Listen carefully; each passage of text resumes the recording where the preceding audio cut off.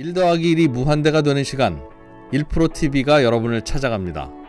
각 분야의 1프로 최고 전문가들이 모여 펼치는 지식의 향연 지금 시작합니다. 1프로TV 꼭 구독해주세요. 네. 자, 이제 장순원 기자와 만나겠습니다. 중간중간에 광고가 많죠? 네, 광고가 많네요. 사실은 광고까지 같이 봐주시는 여러분 정말 고맙습니다. 네, 광고도 봐주시고 뭐 사주시기도 하시고 사실은 고맙습니다. 이쪽부터 여러분 보시기에 오른쪽부터 왼쪽까지 이게 다 광고예요? 뭐 백브리핑 인원만 빼고는 뭐 다 광고 아니겠습니까? 뒤에도 뭐 도와주시는 헨리 코튼, 네.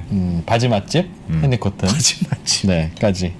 네. 저희도 뭐 자꾸 광고로 여러분 눈 이제 좀 헷갈리게 하고 중간 중간에 광고 넣고 하는 게 죄송하긴 합니다만 어쩔 수 없어요. 자, 이거 안 하면 광고 안 하고 깨끗하게 하고 뒤에도 깨끗하게 빨리 뭐 할 수 있어요. 그럼 어떻게 하냐? 그 대신 이제 콘텐츠를 우리 좋은 얘기 좀 해주세요 하고 뭐 맞아요. 주시는 분들도 왜 없겠습니까? 있죠. 근데 저희는 그런 거는 안 하려고 하다 보니 좀 지저분해졌습니다. 네, 좀 중간중간에 광고도 들어가고 네. 죄송합니다. 이해를 저희가, 좀 네. 해주세요. 저희가 좀 더 잘 나가면 이제 요거 중에 한 요만큼만 드러내도 되는데 그렇게 가격이 올라가면 될 텐데. 가격이 올라가면 되는데 백브리핑의 장순원 기자님 어서 오십시오. 네, 안녕하세요. 네. 네. 자, 오늘은 가계대출 이야기. 네. 가계대출 이야기를 취재해 오셨다는데 제가 사실은 취재를 좀 부탁드렸어요. 네. 내년에도 가계대출 쫄 거냐? 어떻게 될 거냐 내년에 올해 이렇게 좋았는데 아니면 내년에도 올해 처음에 연말에 한번 보고 너무 많았으면 스톱 아니면 통과 이 정도로 할 거냐? 그게 왜냐하면 내년 초에 대출이 얼마나 잘 나오느냐 안 나오느냐에 따라서 다르죠. 전세 월세 뭐 이런 부분도 전세나 집 사시려는 분들도 어떻게 네. 판단해야 될지도 고민이 될 거고 하니까요. 분위기 어떻습니까? 하는 질문을 좀 드려보려고 합니다. 예. 왜 며칠 전에 고승범 금융위원장이 기자 간담회를 했었는데 네. 그때 뭐 총량 관리는 유지하겠지만 네. 그래도 뭐 DSR이란 체계적인 시스템 관리가 도입되니까 유연하게 관리하겠다 이렇게 얘기를 하고 뭐 중금리나 서민 정책금융대출은 네. 총량 규제에서 빼겠다 이렇게 해서 조금 규제를 풀어주는 거 아니냐 이런 기대감이 형성이 됐는데 네. 뭐 은행이라든지 금융당국이라든지 이렇게 물어보니까 네. 뭐 지금 왜 최근에 9월 10월에 갑자기 확 재갖고 대출 안 됐었잖아요. 네. 그 정도는 아니지만 여전히 이제 강한 규제가 있기 때문에 대출 받는 게 쉽진 않을 거다. 이런 내년에도? 기조가 조금 더 계속 될 거다. 기조는 비슷할 거다 네, 그래도. 이게 전혀 달라지지 않을 거다. 그 네. 기조는 뭐 네. 이런 반응들이 많았어요. 네. 일단 이제 네. 내년에 가장 달라지는 게 이제 DSR 2단계가 차주별 DSR 2단계라는 게 도입이 되는데 네. 이제 그래프 화면 잠깐 보여주시면요. 네. 이제 DSR이라는 게 그 연소득에서 연간 갚아야 될 원리금 비율인데 DSR 40%라는 게 연봉 5천만 원이면 이제 한 해 갚아야 될 원리금이 2천만 원 이내에서만 대출이 된다는 그렇죠. 얘기잖아요. 그렇죠. 이제 2단계가 시행이 되면 총 대출액이 2억 원이 넘어가면 이 DSR 40% 규제가 적용이 됩니다. 네. 이제 이게 뭐 얼마나 파워풀한지는 사실은 아직까지는 이제 케이스 바이 케이스로 너무 다양한 케이스가 있는데 뭐 이 네. 사례만 좀 보자면 예. 내년 되면 네. 금융위원장이 은행들을 쪼지 않아도 네. 저절로 대출을 못 받을 수밖에 없는 케이스. 그 일종의 뭐 걸음망 같은 게 일단 예, 하나가 있는 거죠. DSR이라는 DSR 강력한 내년부터 걸음망이 있는 시작되는. 거죠. 예. 예. 어떻게 바뀝니까? 그러니까 연소득 6천만 원 기준으로 저 위에 이제 마이너스 통장 한 5천만 원 정도가 있는 분이 네. 주담대를 받으려고 하면 6억짜리 집을 사면서 네. 뭐 지금 그러니까 1월 전에 사시면 이 DSR 규제를 받지 않아서 3억 원까지는 대출이 가능해요. 네. 그래서 기존에 받았던 5천만 원까지 합치면 3억 5천만 원 정도 대출을 받을 수 있는 거지 않습니까? 네, 네. 이제 이분이 이제 내년에 대출을 받게 되면 DSR 규제가 적용이 되니까 네. 그 주택담보대출 금액이 확 줄어들어요. 그 마이너스 통장 때문에. 그래서 이제 총 대출 받을 수 있는 금액이 2억 6천만 원, 거의 1억 정도가 줄어드니까 네. 뭐 그 부담이 훨씬 커지는 거죠. 아하. 뭐 금융당국 내부에서도 뭐 다양한 시뮬레이션을 해봤을 거예요. 해봤고 뭐 데이터가 있는데 그걸 외부로 공개할 수는 없는데 금융당국 관계자들 말은 이게 정말 파워풀할 거다. 내년에 한번 보자. 이런 얘기들을 많이 하고 있어요. DSR이 40%가 적용되면 네. 은행들 보고 네. 대출 해주시려면 마음대로 해주세요. 네. 하더라도 네, 상당히 강력한 개인들이 대출 받아갈 소득에 수 따라서 없는 다 다르니까. 이게 기본적으로 소득이 낮으면 혹은 증빙할 훨씬 수 없는 적겠죠. 그런 소득이 많은 분들은 대출을 받는 금액이 확 줄어들잖아요. 줄어들 수밖에 없는 상황이고 그래서 이런 이제 규제가 강력한 거고 네. 또 하나 이제 지금 큰 대출 규제의 축이 두 가지라고 하는데 이제 하나가 이제 새로 도입된 DSR이고 남은 하나가 총량 규제거든요. 네. 그 작년에 위력 보셨잖아요. 네. 총량 규제 올해. 네, 올해 총량 규제라는 게 은행별로 대출해 줄 수 있는 금액을 정해주는 거죠. 그렇습니다. 작년 대비 몇 퍼센트? 작년 말 잔액 대비 올해 말 올해 같은- 잔액이? 네 올해 얼마 대비 이상 한 얼마? 뭐 5에서 6%대였고요. 네.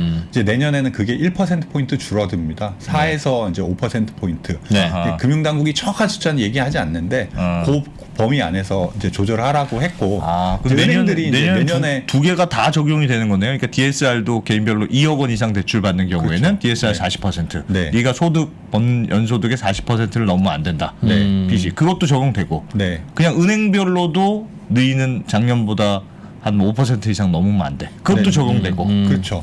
게다가 그 DSR 규제 같은 경우에 이제 내년 7월이 되면 1억 원만 넘어도 이 DSR 규제 40%를 적용받으니까 가면 갈수록 더 강력한 규제의 틀이 되는 거죠. 그럼 뭐 하나도 풀어주는 느낌이 아니고. 그 총량 규제 같은 거 더 강해졌어요. 이제 뭐 일단 1% 포인트가 낮아지기도 했고 네. 왜 작년에는 그 연간 한 5에서 6% 정도 맞춰라 이렇게 가이드라인만 제시해서 네. 그 은행들이 연초에 막 대출 경쟁을 했었잖아요. 네. 그러다가 이제 마지막에 막판에 몰려서 대출을 확 줄였는데 그런 학습이 있어서 올해 같은 경우에는 금융당국이 분기별로 그 대출 상황을 살펴보겠다고 했거든요. 네.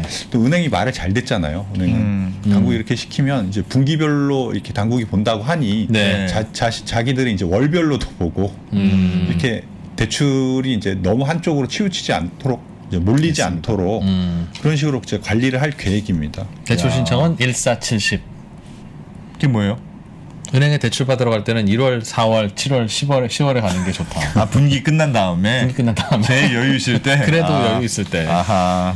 그러니까 뭐 이제 이게 그래프를 하나 더 보여주시면 5대 은행이 이제 작년에 한 710조 원? 그러니까 올해 700 한 지금 11월 말 기준으로 5대 은행이 700 한 8조 원 정도를 가계 대출을 해줬어요 잔액이. 예. 네. 이제 뭐 평균 한 최근에 좀 누르고 있어서 한 3조 원 정도 되는데 그럼 네. 710조 원 정도 되지 않습니까? 예.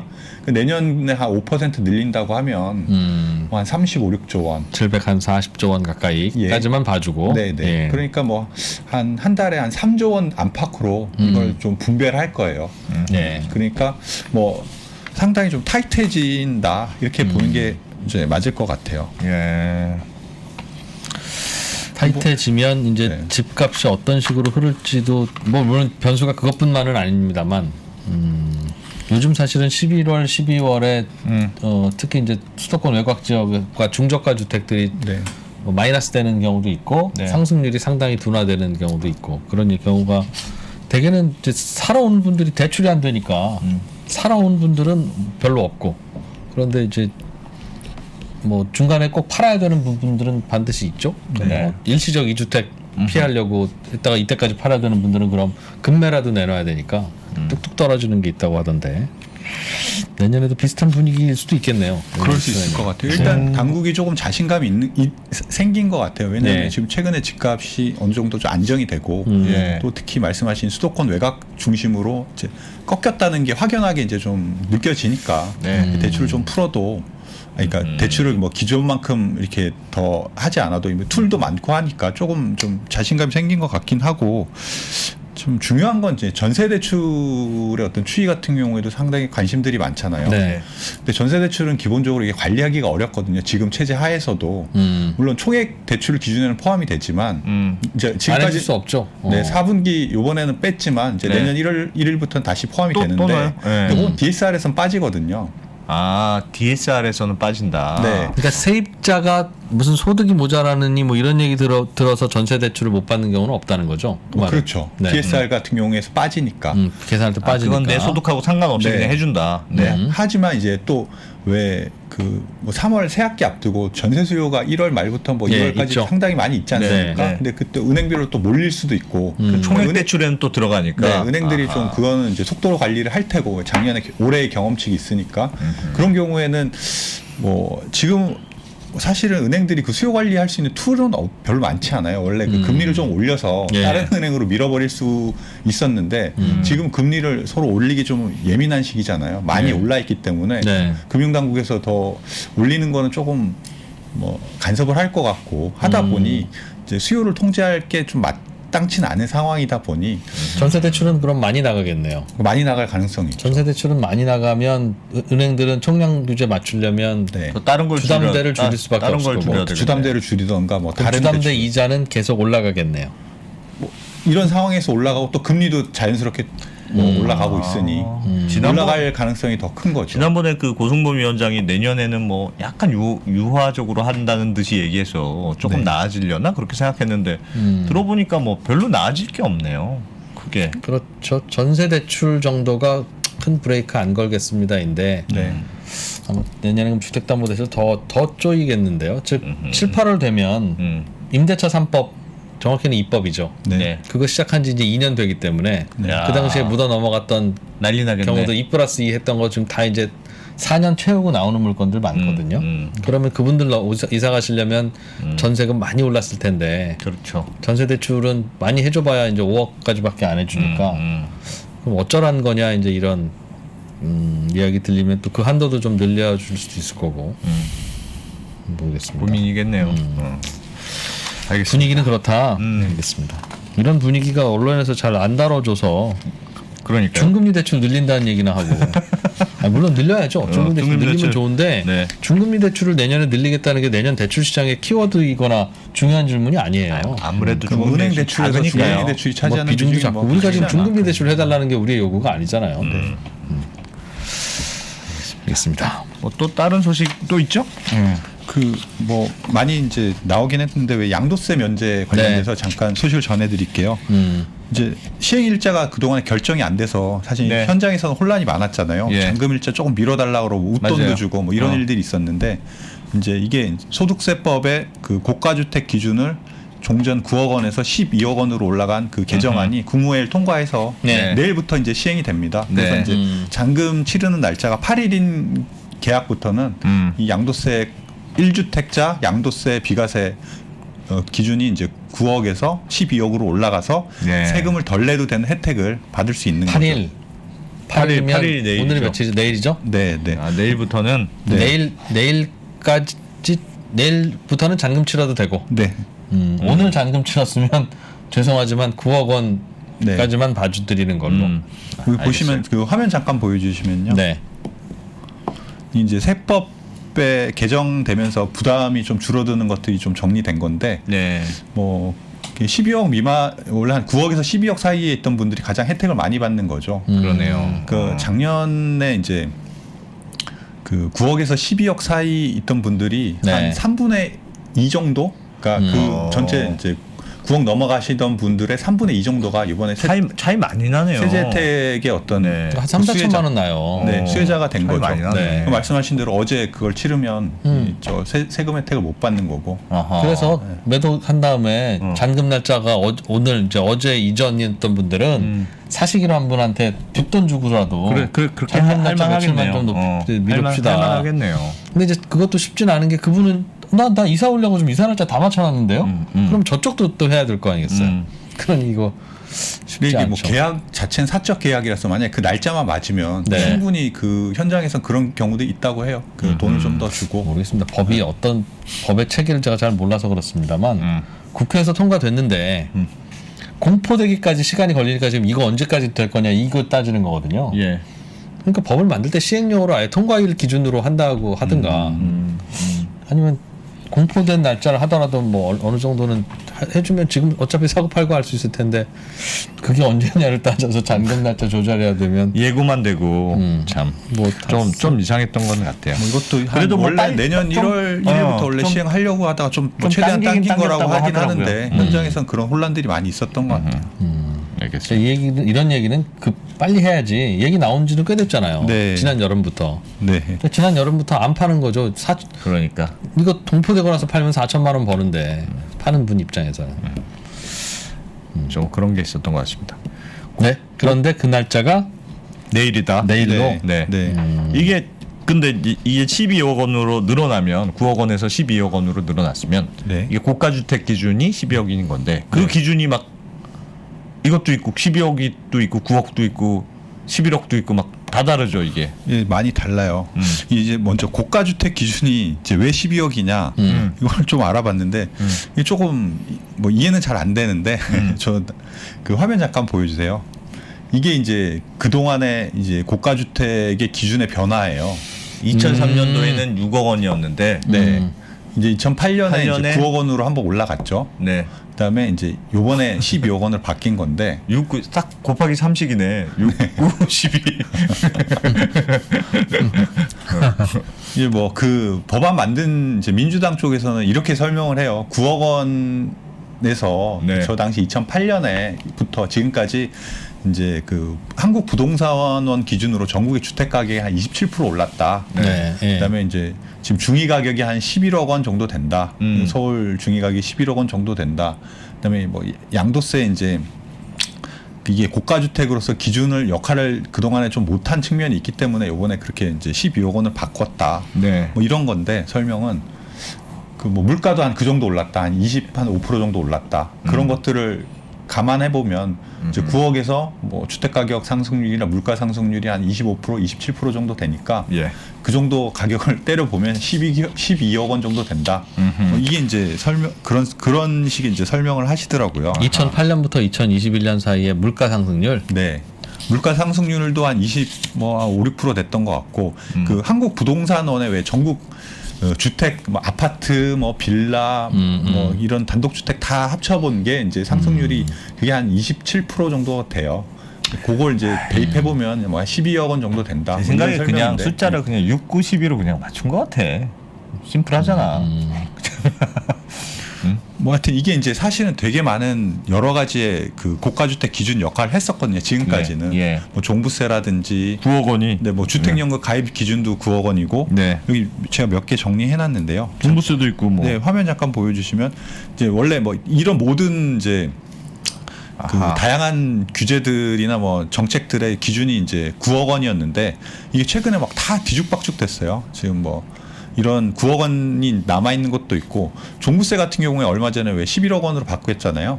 이것도 좀 기준이 좀 내 이게 저걸 보니까 얘 제일 이상한 게 저 종부세 11억 원 제일 이상하네. 그래도 다 3으로 다 나눠지는 숫자인데 왜 쟤만 11억 원으로 가 있죠? 저거는 이제 처음에 9억 원을 기준을 만들 때 한 네. 전국 그 토지를 가지신 땅을 그 주택을 가지신 분들의 상위 한 2% 정도만 부과하려는 한다. 이제 네. 목적으로 저기 그 9억 원이라는 9억 선을 원이었는데, 했는데 요번에 그 국토부에서 이제 실거래 가격하고 쫙 나래비가 아니고 네. 세워본 줄 세워봤더니 세워보니까, 예, 한 11억 원 정도가 실거래 상위 2%더라. 아. 그래서 이제 저 정도 선을 잡았다고 설명을 해요. 아하. 그 뭐 주택담보대출 금지 기준인 15억 원은 왜 15억 원이냐? 예. 이건 뭐 이것도 당시 이제 전국의 상위 2% 아파트 가격이 저 정도였는데 네. 그걸 이제 뭐 정책적 판단으로 저 선을 이제 아하. 만들었다 이렇게 설명을 하고요. 그러니까 뭐 특별히 이유가 있었던 것 같진 그러니까 그런 건 설명을 아니고. 하려면 하는데 그게 네. 뭐 논리적인 이유가 되는 것 같진 않고 네, 그런 그렇습니다. 아픈 질문 던지지 마세요. 장 기자님도 너무 취재 열심히 해요 우리. 저 15억 원 대출 안 해주는 건 재밌는 건 저게 내가 집을 샀어. 네. 계약서 섞인 금액이 15억 2천만 원이고 은행 가서 대출해 주세요 하면 안 해주는 15억 네. 넘었잖아. 그게 아니라 네. 나는 14억 8천에 계약했는데요. 대출해 주세요라고 하면 은행은 안 해줘요. 왜? KB 시세가 여기는 15억 원이 넘는 아파트네요. 그럼 안 해준다는 거예요. 그래서 그 내가 살 때 그 아파트의 KB 시세를 알아봐야 대출을 연주를 알 수 있는. 너무 어렵지 않습니까? 야, 기준이 하여튼 좀 뒤죽박죽인 느낌은 있네요. 야. 외우기가 어렵겠어요. 많아가지고. 집을 안 사면 됩니다. 그럼 외울 필요도 없어. 농담이에요. 네. 네. 여러 가지 기준, 고가 주택에 대한 여러 가지 기준이 지금 있다. 9억에서 15억까지. 네. 아까 그 표 잘 보시고 자기한테 맞는 거 기억해 두시면 되겠네. 12억까지 양도세 면제 중에 이제 1가구 1주택자들의 경우에 그렇다는 거죠. 예. 이게 이제 대개는 이런 얘기들도 하죠. 1가구 1주택자의 경우에는 그래도 1가구 1주택이라도 집이 있는 사람인데 12억짜리 집인데도 그 차액을 1억에 사서 12억에 팔았는데도 11억의 차액을 그냥 세금 안 내고 가져간단 말입니까? 그건 이상하지 않습니까? 예를 들면 삼성전자를 1억 주고 샀다가 12억에 팔면 내년부터는 세금 내잖아요. 그렇죠. 근데 왜 집은 안 내? 이제 이런 이제 반론도 있을 수 있죠. 있을 수 있죠. 근데 만약에 1가구 1주택자인데 세금을 거두면 이사를 못 가요. 12억에 팔고 12억짜리 집으로도 이사를 못 가요. 중간에 차액에 대해서 세금을 내면. 그래서 거주 이전을 하게 해줘야 되지 않겠냐 하는 컨셉으로 그걸 면제해 준다는 건데, 그래서 네. 미국은 들어보니까 오케이, 이사 갈 때는 세금 안 낼게.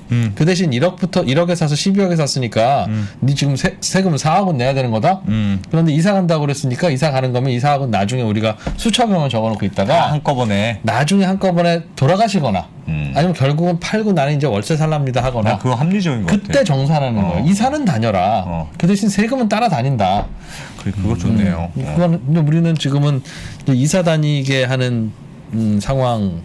내 집 이사 갈 수가 없다. 그러니까 지금 12억 넘으면 또 이사 못 가잖아요. 그렇죠. 그러지 말고 그냥 1가구 1주택은 양도세는 밀어주는 걸로. 매기지 말고 그 대신 정부가 수첩에 적어놓다가 그러니까 20억짜리 팔고 21억짜리 집을 간다면 그거는 그냥 가라. 1억 더 보태서 가라. 20억까지 오른 거에 대해서 세금 나중에 걷고 그래야 거래가 되고 왔다 갔다 하죠. 그리고 나중에 그 사람이 돌아가시면 그 앞부터 어디 가는 거 아니니까 네. 그때 나중에 거두면 이제 양도소득세 이연이라고 하던데 그게 합리적인 것 같다는 생각도 들고요. 지금 당장 네. 못 걷어서 별로 안 좋아할 것 같긴 하네요. 정부 입장에서. 뭐 그렇긴 하죠. 다만 이제 굳이 정보가 필요하면 이렇게 세금 거둘 수 있는 권리는 남아 있으니까 네. 이걸 금융시장에서 유동화하면 되죠. 매출채권. 그럼 굳이 그렇게도 할 수 있고. 그러네요. 할 수 있다는. 지금은 12억 넘는 거는 또 이제 잘 거래도 없고 매물도 없고 이제 그럴 거예요. 그럼. 알겠습니다. 자, 또 뭐 하실 말씀? 아닙니다. 알겠습니다. 네. 오늘 금융당국 취재를 빡세게 해오신 네. 장순원 기자님. 네. 자, 고맙습니다. 오늘은 여기서 마무리하죠. 고맙습니다. 네, 고맙습니다. 네. 리서치명가 메리츠증권과 3프로TV가 함께 야심차게 준비한 3프로TV 주식대학 겨울학기 2022년 투자 전략과 업종별 시장 전망. 전기차, AI 이런 시대로 간다면 지금 빠르게 성장하고 있는 이 기업들 중에 하나가 아마 이런 공급망을 주도하는 어떤 시대가 오지 않을까라고. 초과 수요란 얘기입니다. 우리가 90년대 중반에 이러한 쇼티지를 한번 겪었고 2000년대 초반에 한번 겪었고 2017년에 한번 또 겪은 적이 있습니다. 자동차 섹터의 넘버원 애널리스트 김준성 파트장의 3시간 특강과 레포트까지 담았습니다. 이경수 사단의 국내 최고 애널리스트 23명과 함께 떠나는 2022년 성공 투자를 위한 필수 코스. 자세한 사항은 3프로TV 앱 공지사항을 확인해 주세요.